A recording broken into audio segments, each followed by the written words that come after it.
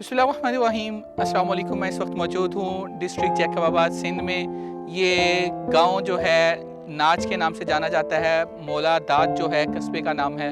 यहाँ पर गुज़िश्ता साल आने वाले सैलाब ने बहुत ज़्यादा तबाही मचाई।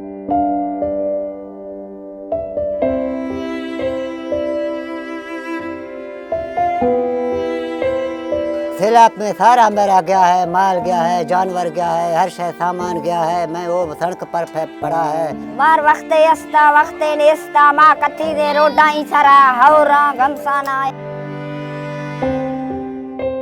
ये लोग अपना कस्बा अपना इलाका छोड़ने पर मजबूर हो गए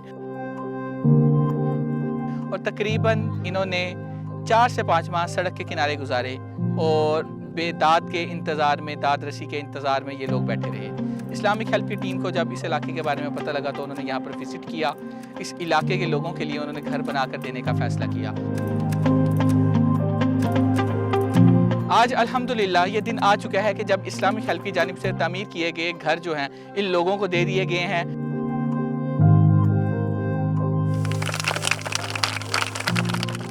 सबसे ज़्यादा इस्लामिक हेल्प का शुक्रिया, जिन्होंने इन गरीब लोगों के लिए ये बहुत बेहतरीन इंतज़ाम किया है और ये जगहें बना के दी हैं। आप देख सकते हैं यहाँ पर तकरीबन 800 से ज़ायद अफराद पर मुश्तमिल ये आबादी थी।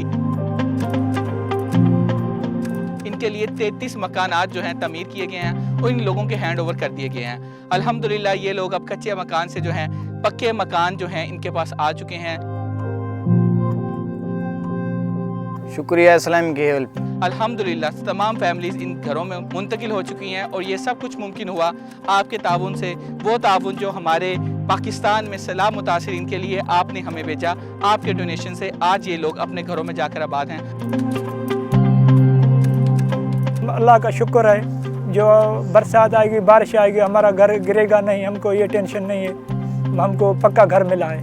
शुक्रिया इस्लामिक हेल्प। और इनके चेहरों पर जो मुस्कुराहटें हैं वो यकीनन आपका शुक्रिया अदा कर रही हैं। और इनकी दुआएं जब हमने इनसे पूछा तो यही थी कि जिन लोगों ने हमारी मुश्किल में मदद की है, अल्लाह ताला उनकी मुश्किलात आसान करे।